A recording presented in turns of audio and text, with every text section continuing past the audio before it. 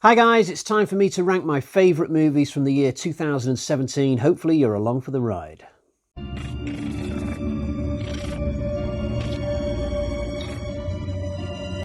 Hi guys, so as it turns out I have seen 24 movies from this particular year, which by a strange quirk of fate is the same number I had for my 2016 ranking, and just as I did with that one, I am only going to rank my top 20 today out of the 24 films available. So we've got 4 dishonourable mentions that don't make the cut. The first film out of those is the live-action Beauty and the Beast remake, the one with that girl from Harry Potter whose name I forget. I actually went to watch this film at the cinema with my daughter, who was about 4 at the time. We had a nice daddy-daughter afternoon out, but the movie itself not really my thing. Next up, we have the Tom Cruise Mummy film. I'm not going to waste any seconds on that more than I have to. Next up, beyond that, we have Cult of Chucky. I kind of like the Chucky films, and actually Cult of Chucky is not a bad sequel, really, but it doesn't make the list today. And finally, and this is a bit of a surprise, Star Wars The Last Jedi. Now, I actually really like Star Wars, and I never thought that I'd do one of these videos where a Star Wars film doesn't make the main list, but this is probably my least favourite Star Wars film, not for the reasons that some people hate it. Like, I've read a lot online that some people don't like this film because the director, whose name I thought I'd forgotten his name, but I think, is it Rian Johnson? He sort of changed expectations in this film. He did things that people didn't expect with the characters, and that's not the reason why I don't like it. I just don't personally find it to be as well executed a Star Wars film as most of the others. But I certainly didn't mind the narrative risks that the director took or anything like that. That's not the reason why it's been left out today. But those are the 4 films that don't make it in, but we do have 20 films that do make it in. But before we crack on with it, a very, very quick reminder that the top 2 films today will go through to the eventual grand final of 100 films, where I will be declaring once and for all what the greatest film of all time is. But for now, let's crack on with our main list, and we'll start with the film at number 20. I think it's fair to say that my interest in Saw has waned over the years, but this one is probably one of the better efforts that they've come out with in recent times. In fact, when I watched it at home, it did make me feel a little bit sad that I didn't go to the cinema to see it, because I'd stopped going to the cinema to see these by this point. It is a prequel, but I think it links into the main storyline quite well, and I really like the location. There's like this farmyard barn type setting with this, but I think it works really well. It's got some good traps. I particularly like the one with the funnel and the motorbike, but there's a few decent ones in this. So yeah, Jigsaw is a pretty decent film, given the fact that it's only come 20th today, and it's a good indication that from this point onward, the ranking is going to be very, very strong. Jordan Peele is a man who has picked up a lot of traction in horror in recent times, but me personally, I wouldn't say I'm quite on his wavelength yet. Like, this film, Get Out, it did receive quite a lot of acclaim, but I just thought it was a decent-ish, middle-of-the-road horror film, nothing special. I did get into it. I did find it exciting, when it really got going, but I don't know, it just didn't quite blow me away as it did other people. I actually found the teacup spoon mechanic a little bit out of sync with the rest of the movie, because it's quite a serious horror movie, this. It's very grounded, but the hypnotism part of it was a little bit out there for me. And the girl who goes batshit at the end, a little bit pantomime. I would have liked a little bit more subtlety there somehow, but on the whole, a decent horror film. I just didn't think it was the bee's knees. I went to watch Us at the cinema, also by Jordan Peele, and high quality horror film. I just couldn't quite fully get into it somehow. Maybe this guy's just not quite for me. I've not seen his latest one, Nope, although I've heard that's pretty good. So I don't know, no complaints here. Just not massively a Jordan Peele fan yet. This is the 8th Texas Chainsaw film. It serves as a prequel to the original. I don't think it's a very well-regarded entry in the series. People don't like the big twist in the film, and also I've heard it said that this film strays too far from the established Texas Chainsaw formula, but for me that was a positive, because by this point of the series I'd gotten really tired of seeing things like the dinner table scene again and again, and all the various other Texas Chainsaw staples that you just see time after time. So I liked the fact that this film tried to do something completely different. I like the whole Devil's Rejects sort of approach to it. This idea of a Texas Chainsaw film on the run. I like the Bonnie and Clyde killers. I think they're really fun. There are a number of great twists and turns in this. Possibly the biggest twist of all is a step too far. I get why that might have annoyed people a little bit. I think they could have handled that twist a little bit better, but by and large, this is one of the more fun films in this franchise, and certainly in the future, if I go through these films again, this is one of the ones that I probably won't skip, and there are definitely others that I would. This is a remake of an old Poirot film from like the early 70s, I think. Not that I've seen that one. It's very much a return to old school filmmaking. You know, we've essentially got a murder mystery on a train here. You know, there's not much in the way of action set pieces or spectacle, but actually the worst thing about this film is when the people behind it sort of panic about that fact and try and put in little clues that yes, there was a lot of money behind this. For example, you'll get moments where characters are walking next to the train in a snowy mountainous area, and in the background you'll see all these really expensive looking like CGI shots that are almost taking up as much of the screen as the characters, and I just think that's a little bit unnecessary. Firstly, it looks crap. Secondly, you just don't need it. The best part of this film is just when, you know, the main detective is walking around interviewing people and people are being shifty, and as a viewer you're trying to put the clues together yourself. It's a fun film. It sort of makes me wish that I would find the time to watch more films like this. Not that there's many of its kind available that have come out in recent times. I've not seen the sequel to this. They made a sequel that's set in Egypt. I think it came out quite recently, but I've not seen it. It's definitely one I'm going to have to get onto. This is a horror film, although it's sort of a comedy as well. It's like Groundhog Day, but in the horror genre. So you'd think that I would have really enjoyed it, wouldn't you? Because A, I really like the original Groundhog Day with Bill Murray, and B, I also really like horror. So merge those two, and surely with me it'll be a guaranteed hit, right? Well, kind of. Actually, not really. I mean, I remember having a good time with this film. It's been a long time since I saw it now. I would have seen it not long after it came out. But after it was done, I certainly didn't feel any need to ever watch a sequel. They brought out a second one for this, and I just couldn't be bothered to go and see it. I just no interest in it really. But I do remember enjoying the one watch that I had of this original, although it does have a few irritating things about it. Like the main girl, I think her name is Tree, or maybe that's her nickname or something, but it's just a stupid name for like a hot blonde in college. Like, don't ruin a hot girl by calling her Tree. Just give her a normal name. And I think the actress who plays this character, she's like a 30-year-old trying to pretend to be a 20-year-old, and it's just really obvious. Don't do that. Just hire somebody younger to play the part. I don't know with this one. It's weird. Maybe it needs a second viewing. I don't know, but I remember enjoying it, and yet I felt kind of cynical about the whole film afterwards. Maybe I'm just a cynical bastard in general. I don't know. Whatever.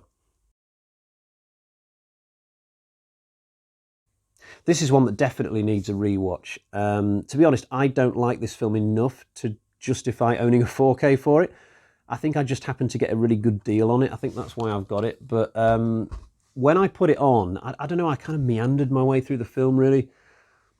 I just didn't quite get into the Wonder Woman style of action. I mean, Wonder Woman herself, played by Gal Gadot, she looks the part. She looks absolutely terrific. But this whole thing about blocking gunshots with her elbows and stuff, I don't know. It just wasn't massively for me. But then I watched Justice League, the good one, the 4 hour one, not the crap one. And I started to enjoy Wonder Woman's style of action a lot more.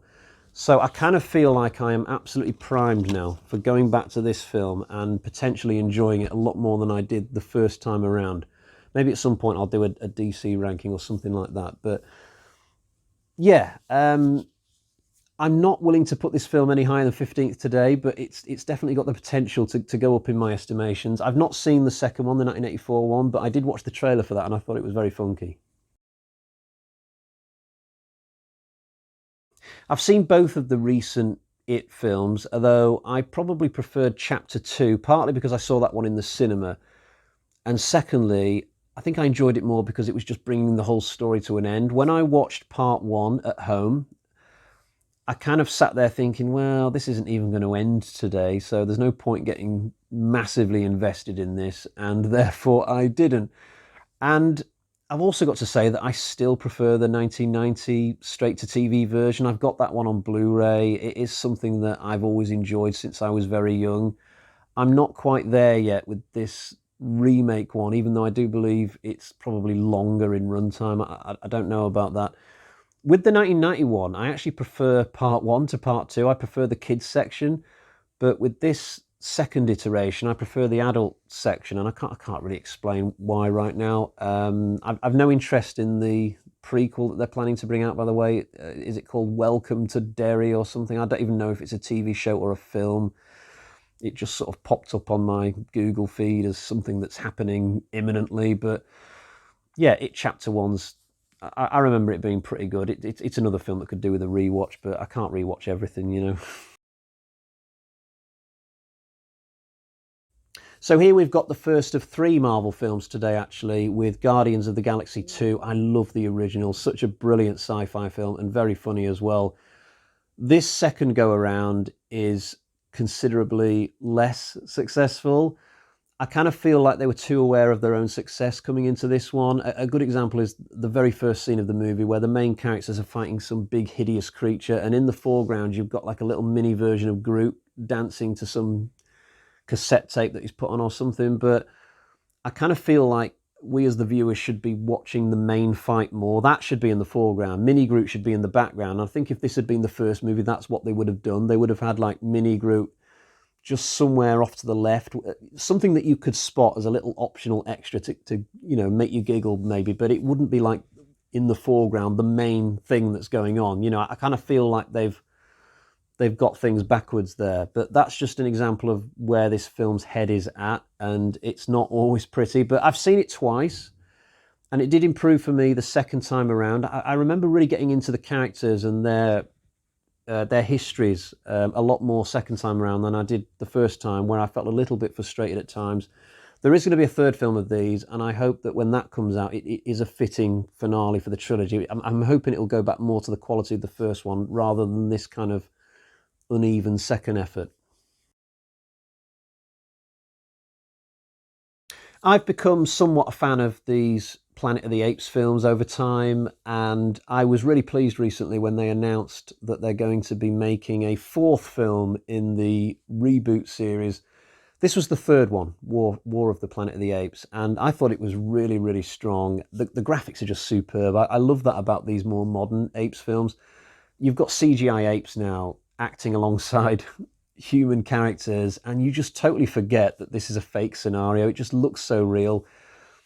What I'll say to anybody thinking about getting into these films is start with the recent remakes, and if you really like those, then go back to the old school ones, because if there are any weak films in this series, they do tend to be the older ones, although the Tim Burton one from 2001 is probably the worst of the worst when it comes to this series. There are some good ones that they made very, very early on, like with Charlton Heston and I forget the name of the guy he acted alongside in the original, but all the weaker ones are also in that early set of films as well. But I really like this series now, I've got to say, and I think I will definitely go to the cinema to watch that next one that they're going to bring out.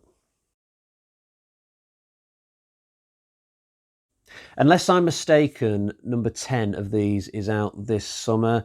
I think it's going to be the final one. I hope they can finish strong, although I probably won't see it at the cinema. I'm not a big enough fan of this series for that, although I will catch it on streaming at home.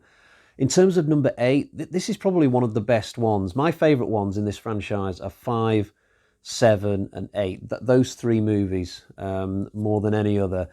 This one, it doesn't quite become as silly as some of the stuff in part 9. It stays on the right side of the line, and there's some really good action sequences, like the one in New York with the cars that are falling off the building, and a really strong finale as well on the ice lake in Russia with the submarine. Charlize Theron's a decent villain, and Jason Statham's in this one as well. So yeah, for me, definitely one of the stronger Fast and the Furious movies, and no mistake. So into the top 10 we go with Pirates of the Caribbean 5. Now, on the downside for this, there's a villain in this film played by Javier Bardem, who just feels like every other villain who's been in the franchise up to this point. But I still really enjoy this movie. Kaya Scolodario comes into this one to play Barbosa's daughter, and I think she's really good. There's a really strong ending where like the waves part and all the characters are in this desperate bid to try and get back up above the water before the waves close up again. I think this is the one where if you wait until after the credits at the end, Keira Knightley and Orlando Bloom come back to do a little bit. It's a cool movie, though. Overall, I still think that the fourth one, On Stranger Tides, is my favourite. So we've arrived at the second of today's three Marvel movies. This was the first Spider-Man movie in the MCU, and I think they did a pretty good job with it. I like the casting of Tom Holland. I like the fact that they've gone for somebody younger who can believably play the part for a long time. And I'm not as sold on his various buddies and love interests yet. That might change over the course of time. I like all the connective tissue to the MCU, bringing Iron Man in to do a bit, bringing Happy in, and all the little Easter eggs and things that you can spot if you watch a lot of MCU movies. Some really good action sequences in this film, like the one with the boat that splits in two and he's got to hold the two halves together, and the climb up the Washington Monument thing.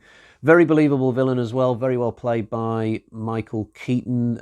He's got clear motives and reasons for doing what he's doing. I just liked him as a character. So on the whole, I think they did a very good job with this movie. I've never done a Spider-Man ranking. If I did, I think this one would come quite high, although that being said, I don't think I've ever seen a bad Spider-Man movie. I'm not even a massive Spider-Man fan, I'll be honest, and yet I can still say, with all honesty, I've never seen a bad Spider-Man film.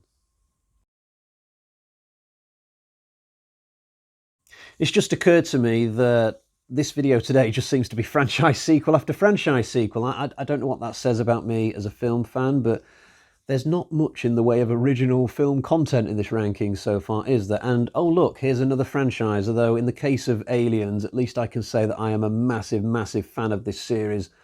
Although I'm still not sure I fully made up my mind about Alien Covenant even 6 years further on. I think the biggest problem with it is that it's a story that wasn't finished with this film, and because the box office was so poor, they're never going to finish that story. So when you watch this, you've really just got to try and do your best to view it as an isolated story about a group of people who get stranded on a planet and they're up shit creek.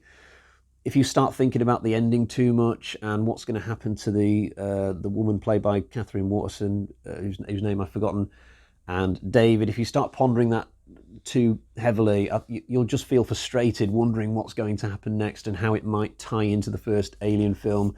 Don't do it. Don't torment yourself with it. I've been there, but this is an all right film. You're going to like it a lot more, I guess, if you're an Aliens fan like me, than if you're just a casual cinema goer. I think when I ranked these films, I put Covenant maybe 6th out of 8, maybe 5th out of 8. I can't remember. It's a film that I struggle to feel passionate about when I'm doing a video like this, and yet if I put it on today, I know that I would have a damn good time with it. Me and the wife went to watch this one at the cinema years ago, and we had a great time. This film is extremely funny. It's surely the funniest Marvel film. I love the Jeff Goldblum character with his melt stick and the birthday party spaceship. I could go on listing all the funny things in this movie, and yet it doesn't go too far into comedy. There's still a really satisfying sci-fi adventure underneath. I think Hulk is used in a good way. There's some good world building with the garbage dump planet. I haven't seen the one after this, Thor Love and Thunder. I've heard that even though it's directed by the same guy, he doesn't quite get it right with that film, which is a shame. Natalie Portman comes back for the fourth one. Now, the weird thing about this is, Natalie Portman is probably one of my favourite female actresses of all time, and yet my favourite Thor film, this one, is the only one that doesn't have Natalie Portman in it. Go figure. There is a new John Wick film out very, very soon, and I am super pumped for it. I am going to be right there on night one, or maybe night two, if my son's got football training on the Friday. Damn that kid in his football. It's not like he's going to play for Man U, is it? But John Wick is an awesome franchise as far as I'm concerned. I've got them all on Blu-ray. When it comes to chapters 1 and 2, I've got them on the same disc, which definitely helps with the old room on the shelf. I think it was chapter 2 where this series really started to bloom. You know, when part 1 came out, nobody really noticed, did they? But with number 2, I think that's when the world started to really sort of pay attention to this blossoming series. It's certainly when I noticed John Wick for the first time, really, and I kind of watched part 1 and 2, or should I say chapter 1 and 2, quite close together. And then when it came to chapter 3, that was the first time that I went to see one at the cinema. And I'll definitely be there for number 4. I'm not expecting anything profound. I just want to see the same old as far as I'm concerned. John Wick killing about 100 guys. The last thing I want to see is Wick in a confession booth telling a priest that he regrets his life and that he's going to try and turn over a new leaf. Please don't have that in the script, and we'll be good. First film in a long time today that you wouldn't really say is part of a franchise, although there is one sequel. I love this film though. I've reviewed it on the channel before. It's about a couple of women who pay to go on this cage dive in the ocean so that they can look at sharks, but the cage snaps off the rope and it ends up falling to the bottom of the ocean, and because the cage is damaged, potentially the sharks can get these characters, and all while this is going on, they're running out of air. So it's a battle for survival to try and get up above the surface again. It's an incredibly exciting film. There are lots of twists in it. It looks gorgeous. It's a fantastic looking film. I can't recommend this one highly enough. I think I gave it maybe 4 out of 5 when I reviewed it. Oh, and 2 absolutely terrific performances from the leading ladies, Claire Holt and Mandy Moore. Got to slip that in as well. I wasn't massive on the first Annabelle film, but this second one really cuts the mustard with me. It's a prequel, but it really suits its setting, which I believe is the mid-50s. The story takes place in, I think, the eastern part of California, the deserty part of that state, or it might be one of the next ones over like Arizona or somewhere like that. All of the action in this takes place in this kind of remote countryside estate where this guy takes on orphan children. But there's a fantastic atmosphere in this film. Everything that the first film didn't get right is done right in this, with this second attempt. And believe me, after watching this film, you will never ever look at a Stanner stairlift the same way again. In my 2016 rankings, I happily declared that Batman vs Superman would be the first superhero film to qualify for the grand final. Well, today we almost made that 2 superhero films, because Justice League only just misses out by 1 spot. I am referring to the 4-hour version of Justice League. I know that's not the one that came out in 2017, but I will allow it. It's just a phenomenal achievement what they did with the 4-hour cut of this. Shame on them for trying to put out that shitty 2-hour version back when this film was first released. I just loved what they did with the new cut, and it's a story that, even though it's long, it doesn't even feel completely done at the end of it, because you get this tease with Darkseid and the potential for another movie beyond Justice League, but sadly we will never get that now. Depressingly, the version of this that I have on my shelf is the 2-hour one. If you're wondering why I bought it, basically I got this stupid idea in my head that I would buy the 2-hour one so that I could watch it the night before the 4-hour one was released, and therefore I would spot all the changes. But when it came down to it and the disc was actually in my hands, I just couldn't be bothered to put it on, honestly. So now I'm just kind of lumbered with it, and I don't own the 4-hour version yet. I wonder if I put an advertisement on the internet, maybe somebody out there would swap their 4-hour version for my 2-hour version. There must be someone out there who is lumbered with the 4-hour version, but secretly what they really want is the more economical and funnier Josh Whedon vision. Must be one person out there like that, surely. I might have to think about that, and I'll let you know how I get on. So the first film through to the grand final today is Blade Runner 2049.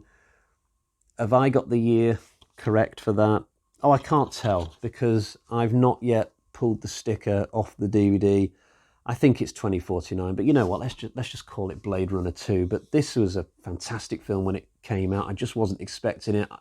It never even occurred to me to want a Blade Runner sequel, even though I've always considered myself a fan of the original film, but this was just awesome. And when I was watching it, I completely lost track of time. That normally doesn't happen with me when I'm watching a movie. Normally I am somewhat aware of where we are in the runtime of any given film, but not with this one. Literally, it ended, and my first reaction was, seriously, we've already gone through 2 hours and 40 minutes, but we had. I'd completely got lost in the whole thing. So, yeah, Blade Runner 2049 is through to the final, but it's time now to find out which film I like even more than Blade Runner 2049. I don't own a copy of this film, but that is going to change because this is one of the best sci-fi films I've seen in recent years. It's sure as shitfire one of the best horror films I've seen in recent years.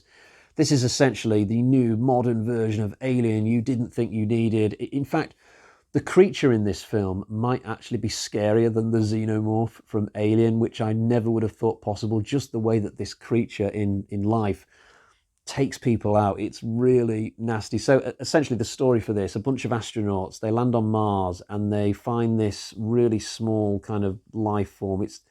It's tiny, but once they get back into space, this thing starts to grow and it gets loose, and the whole space station just goes into absolute pandemonium. Got a great cast: Ryan Reynolds, Jake Gyllenhaal, Rebecca Ferguson, some great twists. Visually, the film looks awesome. I can't recommend this film highly enough. It probably went completely under your radar and you didn't even know it when it came out in 2017, but check it out now because it's a phenomenal movie. Right, before we go, I will quickly read to you the names of some films that came out in 2017 I've not seen, but I would like to. Those films are 10 Cloverfield Lane, Green Room, Lights Out, Ouija Origin of Evil, Manchester by the Sea, Train to Busan, and The Wailing. Right, I'll be back another time to do my 2018 ranking, but for today we have Blade Runner 2049 and Life going through to the grand final. Until next time, cheerio, bye-bye.